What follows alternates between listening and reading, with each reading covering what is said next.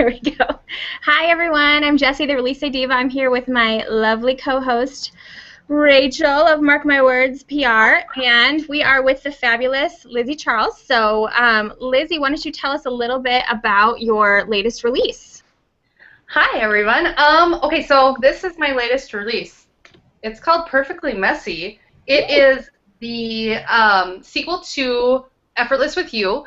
And Effortless with You is kind of just a young adult romance novel, and this is the continuation of that relationship and how they kind of work out. I don't want to give away too much because then I ruined the first book. Yeah. If that makes sense. I gotcha. So, what genre do you mainly write in? Do you mainly write in young adult contemporary, or do you do other genres as well?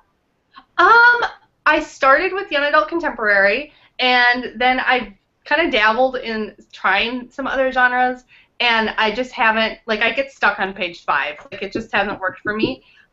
So I wanted it to mostly just have a contemporary focus. There we go. But then, Hi, everyone. I'm Jessie, the Release Diva. I'm here with my something's talking to lovely me. co-host. I know. What's happening? Oh, something's going crazy. Sorry. Do you have the YouTube one open? Because I think there's a delay on the live. Yeah, I turned mine off. Okay. Sorry, guys. Hang on one sec. Okay. Okay. I forgot what I was talking about. Okay, well, we'll just move on. I don't remember. Okay, let's see. Okay, we were talking about you working, like, writing in different genres and how you... Yeah, so originally these books were more contemporary, and there wasn't a lot of romance in the book. But then I kind of looked at the market, and I fleshed out a relationship, and so it's primarily romance now, but with a good contemporary, journey with that as well. Okay, so what are you working on next? What do you have coming up? Are you Well, right now I have a... Sorry, were you talking? No, go ahead. Okay. I have another young adult romance that I'm editing, and that one is about a New York City girl who returns to her father's ranch in Oklahoma, and kind of repairing that relationship with him, and then she meets this cowboy, and her whole life and kind of all of her perspective on who she is as a person and who she was raised to be changes. Okay, that sounds cool. I like that. The ladies always love the cowboys, too. So. Yeah, you got to have cowboys somewhere, I feel like. They're so great. I'm with you. Are you a solely indie published author, or are you aspiring to be published? Are you out on submission right now? Things like that. Okay, I am currently published by Swoon Romance of Georgia McBride Media Group. I would love to be published by Big Five someday. That would be a goal for me.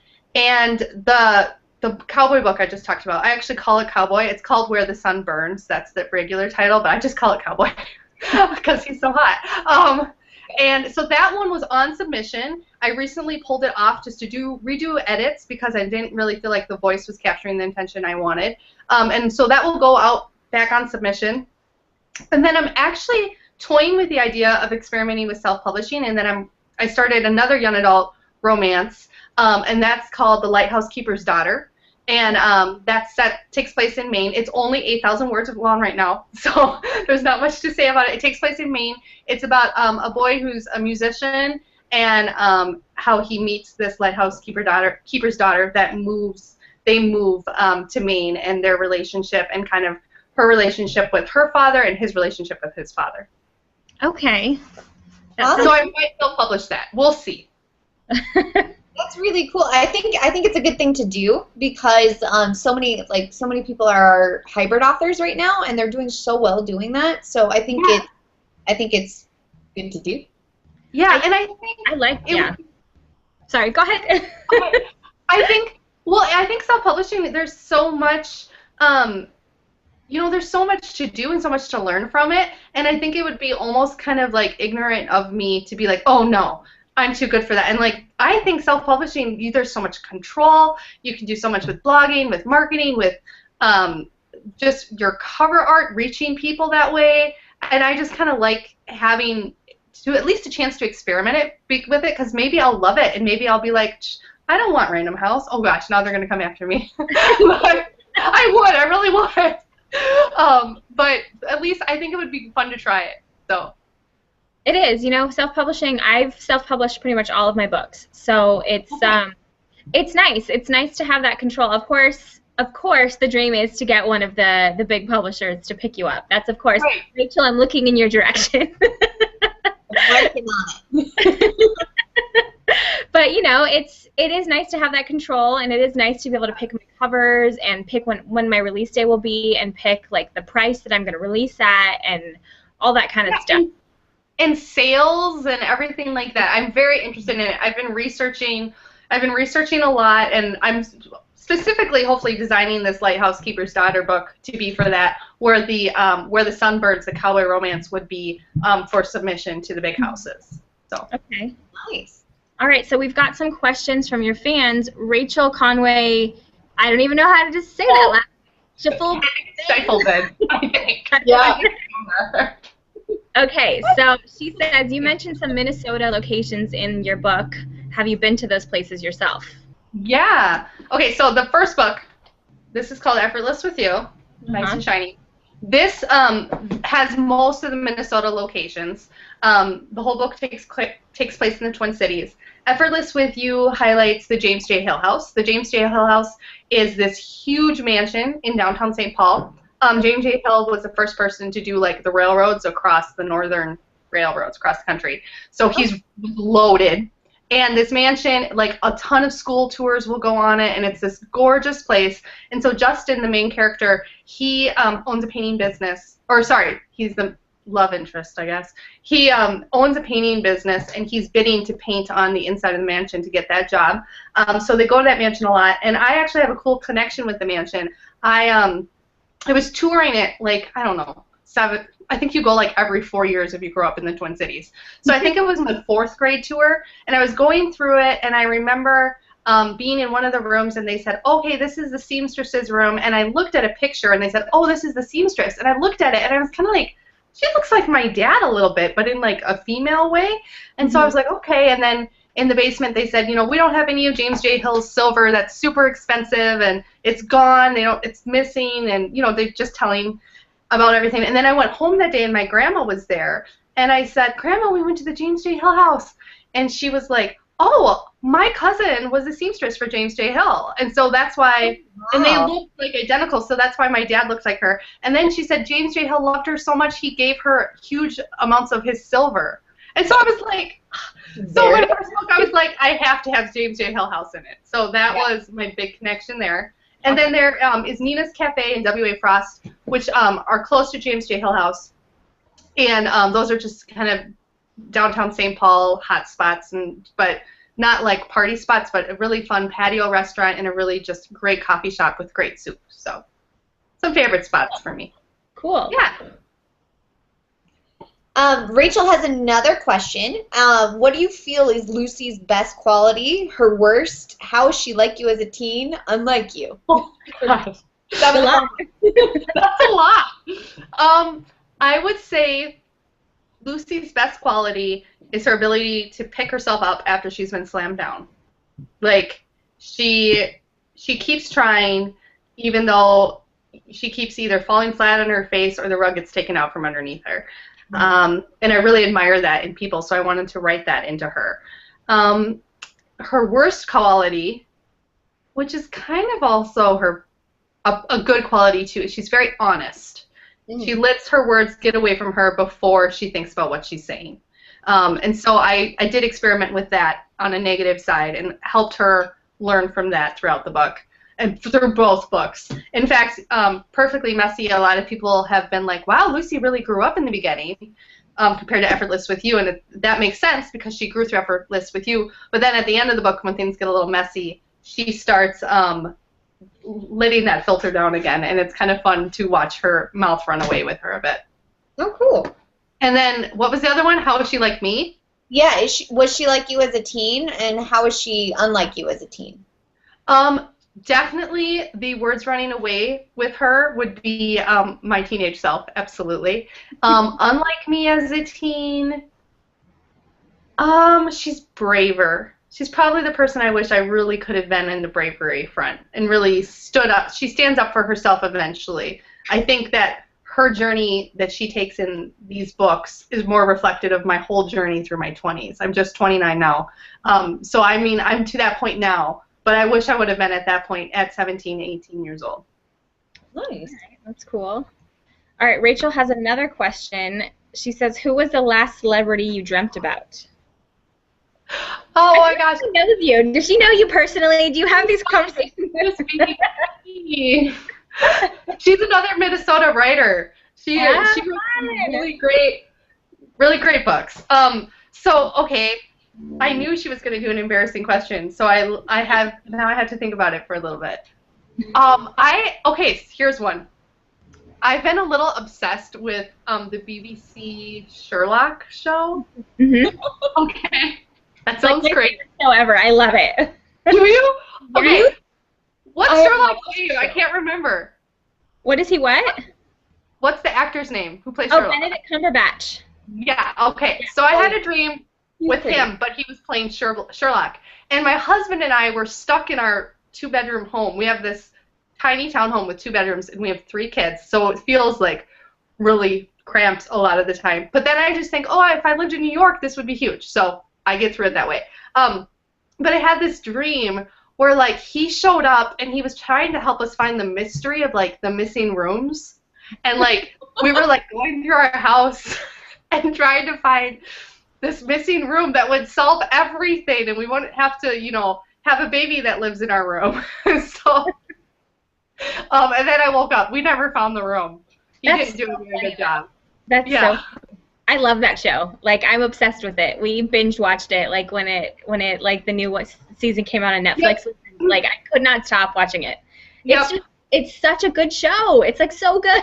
It's so good, and it's like it makes me feel more intelligent just by watching it, and I love that. And so we did the first 2 seasons binge watched, and then we had to wait until the 3rd one came out. Yeah. So the 3rd one was so good.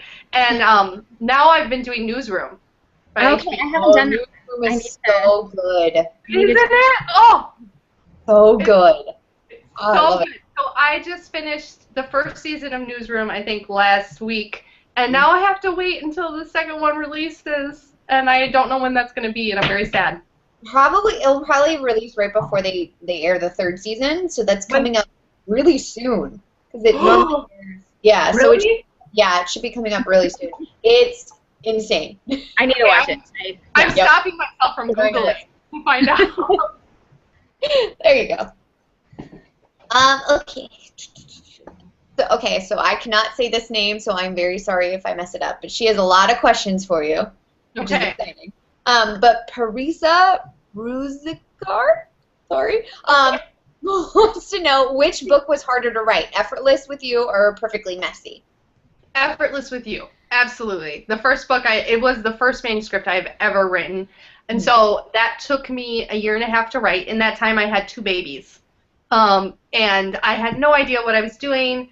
The first scene that came to my mind that I wrote was 3/4 of the way through the book, and then I probably rewrote that thing like 20 times before it even went on sub, like or maybe even before querying. Like I just kept at it. I had no idea what I was doing. I think every sentence started with I, like I went, I saw, I fell, like. And it took so long to edit all my mistakes out, but I made it. Yep. That's awesome. Yeah, it is funny how you learn as you go. Yeah. Like, oh, right. In like 4 months, you'll be like, oh my gosh, I can't believe I wrote this 4 months ago and it's this bad now. How is that possible? That's funny. All right. Well, Parisa has another question. She says, what was your favorite part in both Effortless with You and Perfectly Messy? I love the tornado scene in Effortless with You. There's a tornado that comes, and it really makes Lucy, like, in a stressful situation, she shines, and I don't think she knew that about herself prior to that. So I love that scene. And then in Perfectly Messy, I think my favorite scene is the final scene of the book, which I can't say because then I'd ruin the book. But it's definitely, I had the most fun writing it, for sure. Absolutely. Awesome. So she has another question. Are any of the characters you wrote about based off of real people? Yes. Okay, there's one. So, in Perfectly Messy, and it's not real people, like one person, it's a group of people.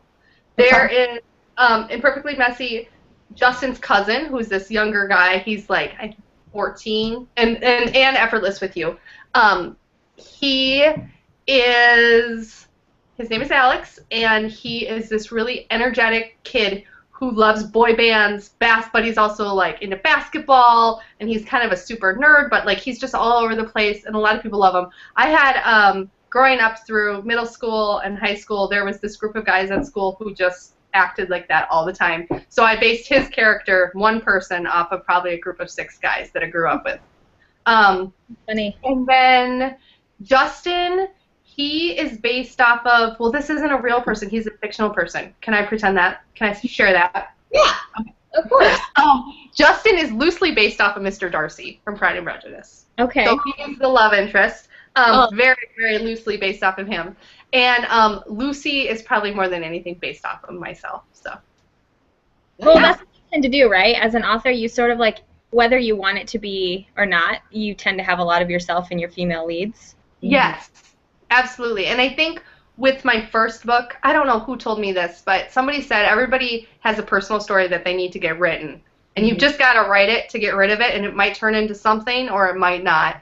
And aspects of Lucy are very much me. So I think I don't think I would have known how to write a book without her character to begin with. Okay. So many authors tell me all the time, like especially the hard-hitting stories, those are usually the ones that they have to, like they need to write it to heal almost because it's on their life. So it's interesting. I love that. Things like that, I'm just like, oh, that's awesome that your book helped you heal, and it I don't know. Yeah. In fact, I think Effortless with You, there's a lot of this book has to do with, her getting confidence and her relationship with her mom, actually. I love my mom. I've got a great mom. But when I wrote this, I was 6 weeks after having my first baby, and I was so scared of becoming a bad mom. So I wrote the mom to be who I would become at my worst, if that makes any sense. Wow. And then kind of reflective of a little bit of my own argumentative self with my own mother. I sent that out there, to critique partners, beta readers, and they wrote back. Some people wrote back and they were like, "Oh my gosh, that would never happen. Lucy would never say that to her mom." And it was like, "Oh, I totally said that to my mom once." so I had to actually like tone it down a little bit to make it more believable for readers. So I think we live sometimes crazier lives than fiction is believable, if that makes sense. No. And that's a very, basic example. Yeah. All right. She's got another question. What happened after Perfectly Messy for each character, and what was their future like? Future after like? Oh, wow. She wants to know how it all ends. That's I don't know if I can say that yet. I mean, I've been thinking about stuff. I don't plan to write a sequel for Justin and Lucy, the main characters. Okay. I may someday spin off when Alex grows up, his cousin, and then I'll show that. I mean, I don't really have the full epilogue for that. Well, you'll just have to look forward to the spin-off. Yeah, I will say if Lucy's based off of me, I married my high school sweetheart, so I have a feeling it'll all turn out all right. That's good. Yeah. She also wants to know, what was the hardest moment you had to write in both of your books? Oh, that's a really hard question. Definitely the healing scene with Lucy and her mom. That was the hardest one to write. I remember just bawling while I wrote that scene. And then in Perfectly Messy, Um, Perfectly Messy was, I didn't have trouble with the actual writing of it. It was just finding the time to do so. So I think I really enjoyed when I was writing it. There wasn't actually a scene that I can really think of that was um, super difficult. I think it was hard for me to write basketball. In Effortless with You, she talks about basketball a lot, but you don't actually see her playing it. And to actually write basketball in more detail and Perfectly Messy, that took a little bit more challenge because it's been such a long time since I've played. Okay. Yeah. That was a really bad answer. Sorry. No, it's fine. I think it's a bad answer. Okay, she's got some more questions. Let's see. How much editing went into both of your books? Like, I know we've sort of touched on this, but do you remember like was there like a timeline for your editing? Like, do you have like, was it like months and months and months, or was it like a few weeks? Let's see. Effortless with You took me like a year and a half to write, and then I edited it for a year, and then it went on submission and published within 6 months. So Okay. I mean, I edited it like crazy. But again, I didn't really know. I mean, I kind of knew what I was doing. I had tons of beta partners, and they were very helpful, and I learned so much. I feel like I got a college education just from trying to get a book ready to go on submission. And then Perfectly Messy, that one did not take very much editing. I wrote the book in an 8-week period of time, and then I sent it out, and I had 3 beta readers. And they got it back to me, and I had to turn it around in a week to get it in by deadline. And then the actual edits that were done with my editor, I think I did one, like partial line edits, partial developmental edits, and then just the proofreading edits. That one was pretty quick. I learned so much, so I'm a much cleaner writer now. So that was an easier one. Somebody's talking at me. Sorry. Oh, no worries. Oh wait, I think somebody's talking at you guys. That wasn't me. I don't know if it was. Somebody's talking at me. Sorry. I was gonna say it was probably Rachel. It's always somebody talking at Rachel. Well, yeah, the garbage truck in the background here. I don't know if you guys can hear that. I did hear that. Oh, I did, yeah. Oh, and then I had the DHL guy come. It's crazy. What's DHL? Yeah, it's like the UPS guy, DHL. Oh, okay. Yeah, that was a company. All right. I will ask another question since Rachel is answering somebody. Sorry. What's the most amazing compliment your book ever received? I think my favorite compliment that I've heard a few times now is that it just helped people remember what it's like to be a teenager and to be 16 and to be a girl and to be trying to figure out who you are. And I think that's the best compliment I could ever get for writing YA novels. So, That's awesome. Nice. Yeah, thanks. I have a question, actually. Do you ever plan on writing not in YA? Do you hope to do other stuff? You'll strictly stay in the YA genre. Yeah, I have kind of an idea of doing an upper middle grade. Mm-hmm. That would be a series. I haven't tried to do it yet, but I'm not really interested in writing new adult. I don't think I would do it well. If I did write new adult romance or new adult in general, I do have a really cool idea for a book, but it wouldn't sell well on the market right now. It's just not the focus of what most new adult novels are. If new adult would switch away from being so romance heavy, I think that maybe that book would work with that. So right now, upper middle grade, I think I would look towards, but in general, young adult or upper young adult. But wow, did I just invent a new genre, upper young adult? Ooh. I don't ever plan to write adult. I could never write adult. I wouldn't be able to pull it off. Is it the like steamier scenes that get you, or is it just you just don't think that you could do it? I think you could. I think if you can write young adult, you could do it. Thanks for the encouragement. No, I mean, I don't know. I just haven't I've never really thought about writing a book of somebody in college. Like that I really growing up the most like did you guys ever read the Nancy Drew like college years? Oh Yes. yeah. Yes. Okay. So I loved that. And so in my mind, that's like I don't think I could ever do that. Like that's like Jane Austen to me of the new adult. That sounds so funny. But yeah, I just feel more skilled with young adult. And I feel like I have like the maturity level of somebody who's a young adult. And I never really did the dating scene as a new adult when I was that age. I had a I don't have a ton of experience there, so I'd have to work on it. What is that? It's the garbage truck. So loud. Sorry. Rachel, are you supposed to contact them? Music problems. I'm sorry. I'm at the boyfriend's house today, and it's the bad idea.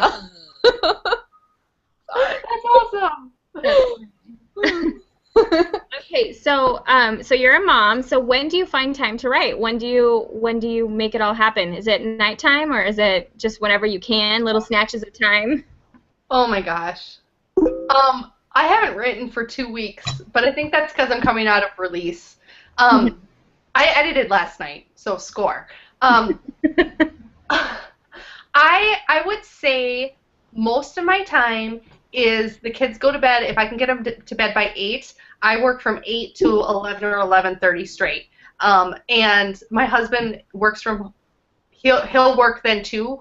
I'm also a neonatal intensive care nurse, so in order to fit all of that together, all these pieces, and without childcare, we don't use daycare or anything. When the kids go to bed, if we're both home, we have like work date nights where we'll put like on Sherlock in the background, and then we just type. And so I guess my biggest days are Tuesdays, Wednesdays are I write like crazy on those days. I work Thursday evenings and then Friday, Saturday, Sunday evenings every other weekend. So there are stretches of time where I can't even see my computer because I'm at work. And and then when I'm on deadline, I use Mondays and I hire childcare and I'll go to a coffee shop for about 4 hours and then I'll pump out words. I'm a really fast typer, which works in my advantage, thankfully. But I'm not. That's where edits have to come in though, because I'm so fast. I'm very sloppy, and then I edit and I edit and I edit and I edit, and it just I feel like you can tell that I'm in edits right now, can't you? Like it's like if they feel like they're never gonna end, and you're like, ah. I know. But I'm really excited about this one. This cowboy one is gonna be good once I get it out there. It sounds like it's gonna be awesome. Yeah. There's a funny meme going around of have you ever seen The Emperor's New Groove? Yeah. There's a meme going around about how editing looks for a writer, and it's this face that's like staring at the Yes, I know. Yes. I swear, I feel like no technology enough to pull it up and put it on the YouTube video. No, I have no idea how to do that. But look for it on Facebook. It's there. Yeah. Who are some of your favorite authors? I love J.K. Rowling, Harry Potter. In fact, you can probably see my Harry Potter shelf back there. It's awesome. I don't have the books up right now because I'm reading them again upstairs to my kids. But yeah, I love J.K. Rowling. I would not try to write her genre, but I love that. I love Jane Austen, but only Pride and Prejudice, not her other ones, which is weird. But I've read Pride and Prejudice probably like 40 times. Favorite authors? Gosh, who else? I love John Green, and I grew up. Oh my gosh, I'm so bad with names, you guys. Come back to me. It's gonna come back to me soon. This name, I promise. I promise. Oh no. You'll blurt it out. It's here. I love Sarah Dessen novels too. Okay. Growing up. Yeah. Okay. Sorry. Pull up my questions here. What do you love best about living in the Twin Cities? Well, prior to this chat that was live, Jessica and I were talking about how much we hate snow and winter. So definitely not the winter. I love the chain of lakes in the Twin Cities. Like in college, we'd run around them, and it's so gorgeous. It is a very healthy environment here. Like it's just a lot of people are always trying to be healthy. There's a lot of really great restaurants. Oh my gosh, it's the restaurants. I love the restaurants. If given 4 hours to myself, I would go eat. Definitely. Definitely. Nice. You never think that they have amazing restaurants there. Oh, they do. Yeah, They do. It's been so many years since I've been back. I want to say it's been at least 10 years since I've been back. So I think I need to make a trip. I need to make a trip. You come. Come in the summer. Don't come in the winter. No, I would never come in the winter. Are you kidding me? Come in the summer. But come in June. Come in late June. Because early June, it's just rains. Late June, early August. But or early July, like the first week. But past then, you're up in, 100% humidity. Yes, that's the last time I came. I think late July, early August, and it was like horrible. We went for a wedding. It was like, oh, it was terrible. You can barely even breathe, and there are warnings that kids are not allowed to be outside more than 15 minutes at a time. Or for the day. It's that humid where it's just like you're in a sauna. Yeah. Here, yeah. It's like the opposite location in the world of the rainforest, but you feel like you're there because of the air. Yeah. Wow, we're really selling the Twin Cities right now. Yeah. The winters and it really is. It's beautiful. Like the lakes are like I have so many fond memories of like summer times. Like my grandparents had like a house on one of the lakes. Don't ask me which one because I couldn't tell you. They had like a little cabin and we used to go every summer and it was so nice. Like I love that. Like, and I feel like we don't have anything like that here in California. I mean, we have the beach, but we don't have like to have a beach house. You'd have to like have way too much money. Right. Nobody has it, So I like that. If you don't have a cabin, you know somebody who does have a cabin, and even if you don't have a cabin, like my family doesn't. But there are so many lakes just actually in the city that you can go to any beaches you want. I live in the suburbs, and there are tons of lakes around us. And then I also like nighttime in Minnesota, like the campfires. Like just like you go out your back door and it's like a campsite basically. You've got gorgeous like how do I say this? They're old trees, so they're huge trees. And then just everything's so green and you feel like it's greener because you've been stuck in the depths of winter. And so a campfire is like this magical experience and it's just so wonderful. Cool. We've redeemed it. We talked about the horrible snow, and now we've redeemed it. There we go. Come so it's really nice. It is that bad. Teresa wants to know, who is your inspiration? Oh, my daughter. Oh. Honestly, my first. So I mentioned that I started my first book 6 weeks after I had my first baby. And so I had this girl. I didn't know it was going to be a girl. I remember being pregnant and being like, God, please don't let it be a girl because I am so scared that it's going to be a girl and I don't know how to raise a girl. And then it was a girl. And then I think it was just like that first week after she was born, I cried a lot. I think people just cry a lot after they have babies. Postpartum, for sure, yeah. Yeah. So I cried a lot because it was my first baby. And I remember looking at her and being like, oh my gosh, God gave me a girl. And wow, that's a huge responsibility. And then feeling like I really wanted to raise her to be who God had created her to be. Faith is important to me. And so I really just wanted to nurture that and not try to mold her into who I wanted her to be. That's not what mothering is. And so it kind of hit me.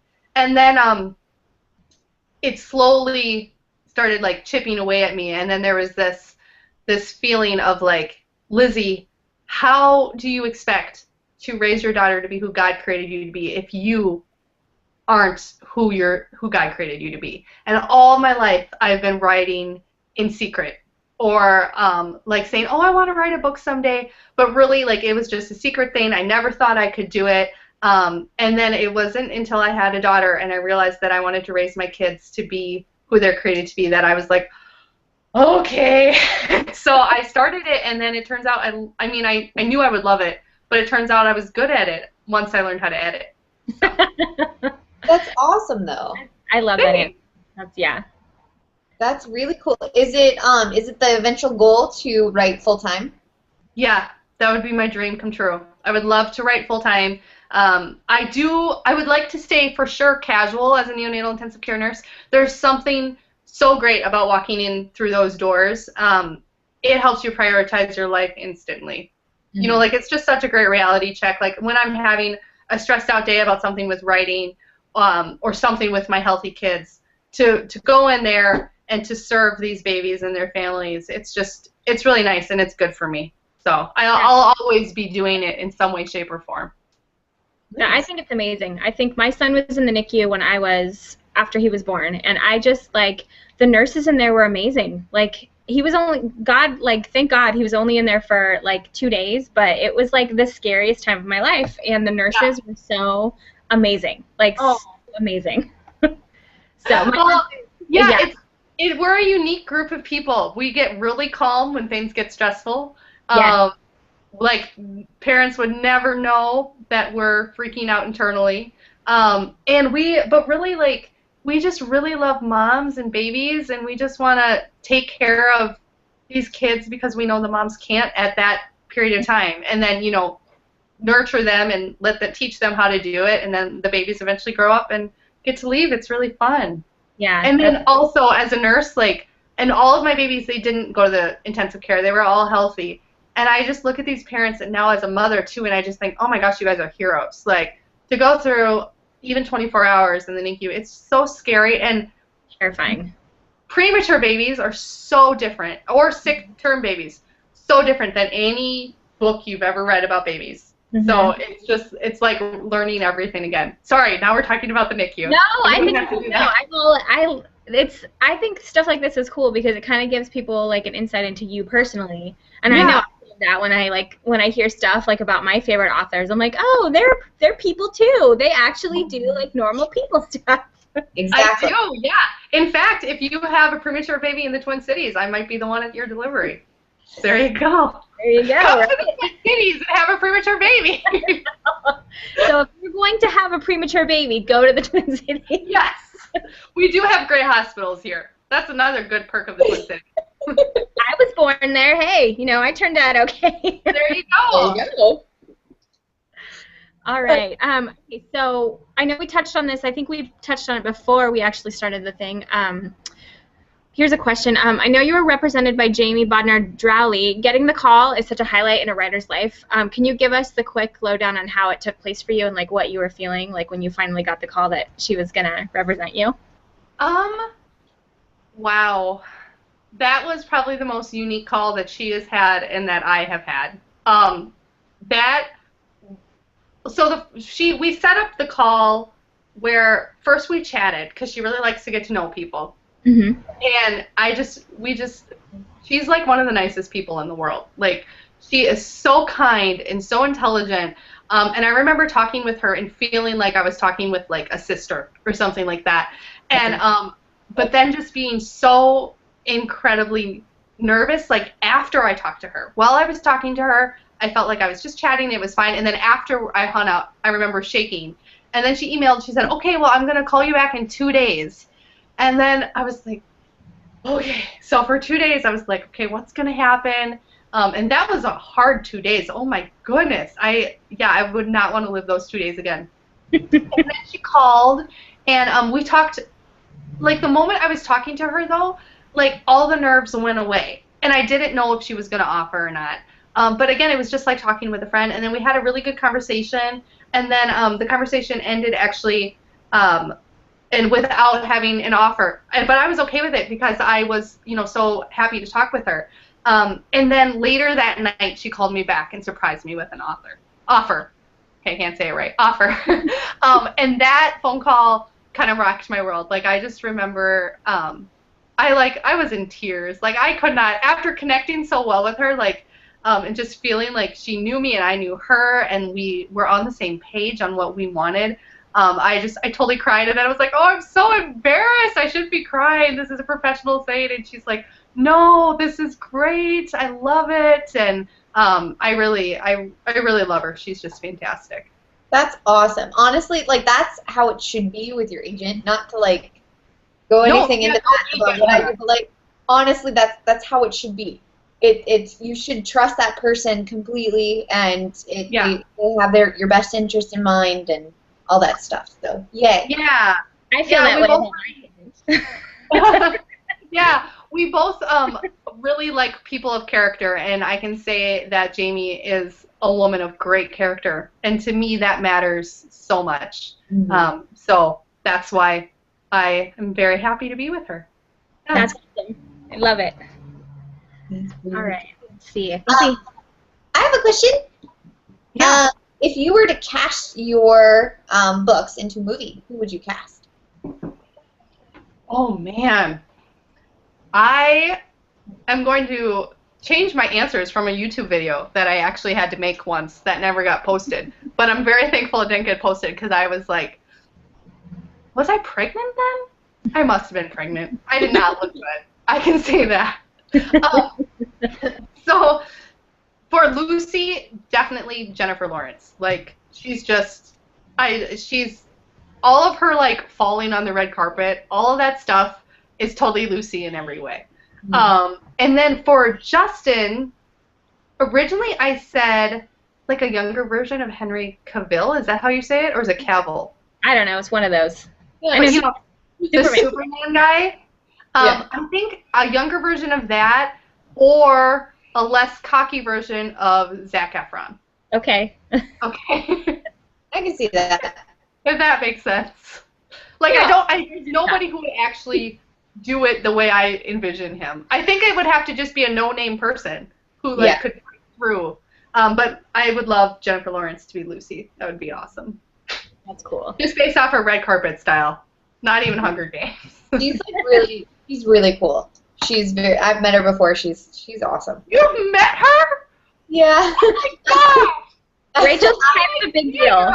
Rachel's seriously kind of a big deal. I'm not that big a deal. I just work the Golden Globes every year, so I just work at the Golden Globes every year. Like, oh, I just used to do it, and I don't No, know, it's kind of something you do every year.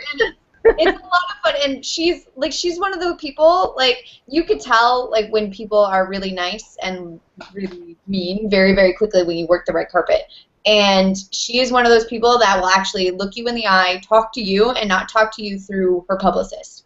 And to me, like, being with what job I do, it's so much better when they're like that, and I don't have to talk through their publicist and get everything to go the way we want it to. So she's amazing. She's hilarious and hysterical, and every time that I've met her, we laugh. Everything I want to be. She's really great. She's very cool. My only celebrity contact, and it's not even a contact, but just like brush with celebrity, is Josh Hartnett. You guys remember? Yeah. I grew up next to his cousin, and my dogs would always run away. And so he frequently would return our dogs when he was in high school, and then he became a celebrity after that. So people are like, he returned your dogs? And like, or like they had a pool, so we'd go, but we were all friends, family, and so I kind of knew him that way, but then I didn't really think about it until somebody was like, hey, he's in that, what was his big, Pearl Harbor, and I was like, oh yeah, I guess that makes sense. Like, I just wasn't even aware. Was he just as cute back then? He was cute, yeah. Yeah. But he was so much older than me, so it was a little weird. Oh, yeah. That's awesome. Okay, I have a question. So when you write, do you listen to music? What do you like? Have a certain routine that you like to have while you're writing? Yeah.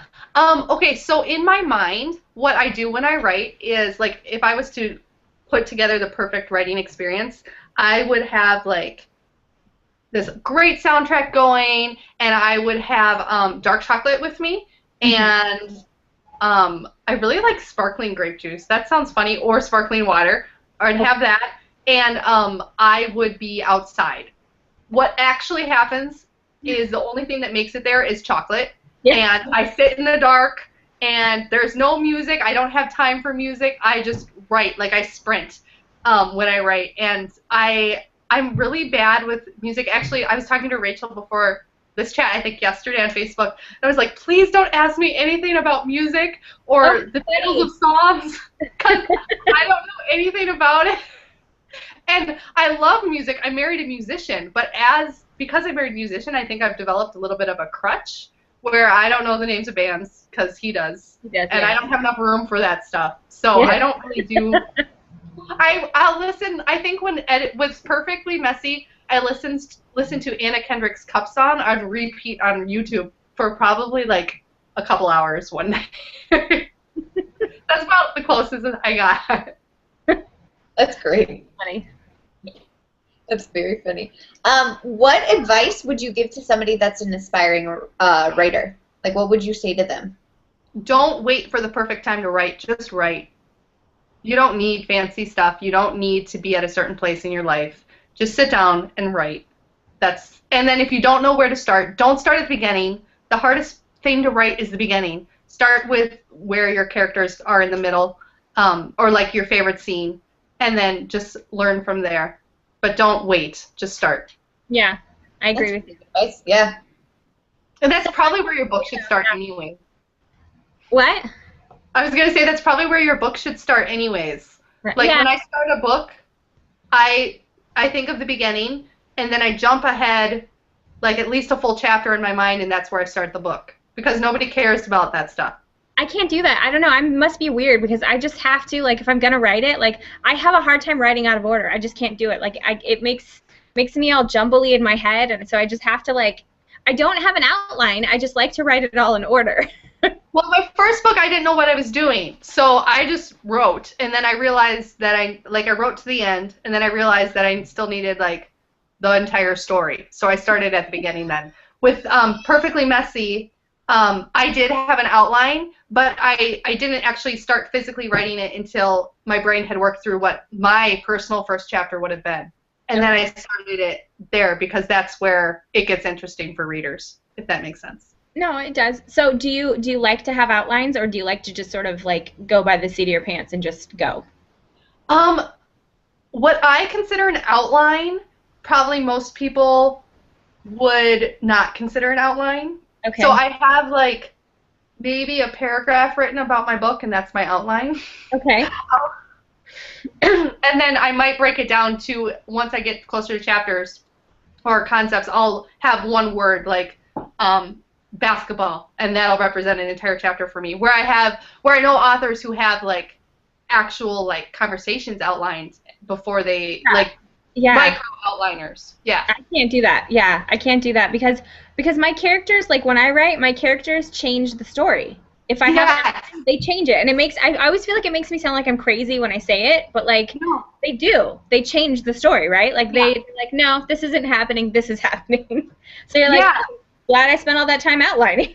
Yeah, and that's where my best writing comes, is when the characters become real, and they kind of take us where they need to go. If I would have stuck with what my outline says, which Perfectly Messy I think was a couple paragraphs, that summary, halfway through I messaged my editor and I was like, just so you know, it's kind of taking its own course, but I promise I'll get it back to where it's supposed to be in the end. She said, okay, we'll see, and it worked, which is fine. But I can't stick to a strict outline. So far, every character has broken. One novel I wasn't even planning to have a twist, the cowboy one I talked about, and all of a sudden I was like, oh, he did not just do that. Like after I wrote it, and I was like, oh, okay, and so I went with it, and the book would not be as good without what he ended up doing, and I didn't even realize he was doing it until it was coming out my fingers. So yeah, that's awesome. That's how it should be. That's your characters should talk to you. I think. They do a little too much, probably. No, I think all of us authors, I think we're all slightly crazy because we have like a ton of voices in our heads at once that want to just come out. So. Yes, absolutely. So are your Jessica, are your outlines just like words like mine, brief words? You know what? I don't even do them. I honestly don't even. I just sit down and go.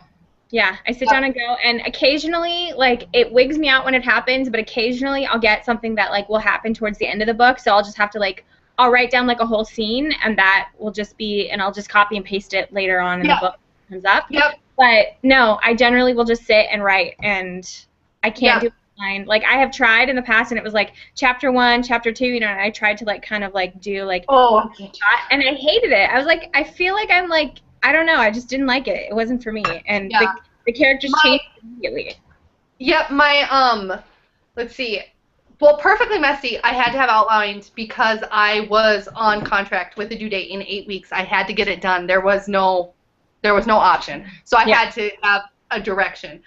With the one I'm writing for self-publishing, hopefully, called The Lighthouse Keeper's Daughter, that is on the second chapter. It has no outline. The characters are just coming together. I'm trying to do an alternating point of view between boy and girl like I did in Perfectly Messy again. But yeah, I'm just meeting the characters and getting to know them, and I have a feeling that'll go through large edits before it's ready. But it's just not calling to me in this is how a cookie cut, like I can't do it that way. Yeah. It's so funny because I'm not a writer, so I always imagine writers being like having conversations full on with their characters and like sometimes fighting with them if they want to completely do something different, and you're like, I'm just imagining you talking to people as where you're writing. I let them do what's different. I do sometimes in my head. I'm like, seriously, like in my head I had like this vision for you to be this way, and now you want to be this way, and that's gonna mess up the rest of the story, and now I'm gonna have to rewrite this, and like, yeah, no, I totally do. I argue with my characters. Yeah. Or if I'm not like up to arguing with my characters, I'll have like one of my beta partners call me, and then I'll be like, all right, I gotta talk this out with you. And then I talk out my issue. And so we have full conversations. I actually had one on the phone earlier with one of my friends. Full conversations about characters and plots and areas that they can go, and we argue with each other and help guide one another because sometimes we're just so insane. But those conversations just sound insane to listeners, I'm sure. They do, yeah. No, they do. They do, and I like it, though. I like having, like, fellow author friends that you can bounce ideas off of, and you can sound totally crazy, but you don't sound crazy to them because they do the same thing. So it's nice, and I like the way the publishing world is right now. Like, there's so many different groups on Facebook and, like, different places you can connect with other authors, and it feels like a big family to me that like we're all rooting for each other, and we want everybody to be successful, and I think it's there's a really great environment of like helping hands in the writing community, and I did not get anywhere with writing until I got on Twitter and until I kind of found those people that have been key with just getting me in there. Once you're in the writing community, you learn so much. Yeah. You learn so much. It's amazing. It is. Yeah, every new author that I talk to, I always tell them to like network, and it's never about competition because there are some readers will read a book a day. And then they're looking for their next one. So there is never competition. It's just getting them to know who you are. That's it. That's the only thing that you're trying to do. And so I think we work together. I never understand authors badmouthing each other or I don't understand either. It's competition or anything like that. I never get that. Me neither. Because it's not like readers just read one author and then they're done. You can only get one for the rest of your life, and you can't pick another. You know, it's like you can pick as many as you want. Like I can't even tell you all of the books I have on my Kindle right now. You know, like it's just I love the era we're in right now with the e-readers and how easily accessible books are. You know, it's like I know for me, because I'm so impatient, that's why I read on my Kindle, because if I want a book, I want it right now. Like I don't want to wait for like a paperback. I just want to read it, and I want to read it now. So I think it's awesome. And I will still, like, if I really love a book, I will still go and, like, if that's, like, I read it on my Kindle and it's amazing and I love it, then I will go buy the paperback and have that on my bookshelf, because I'm weird like that. Because I like No, I do that, too. That's how I would have way too many books for my 2-bedroom townhome.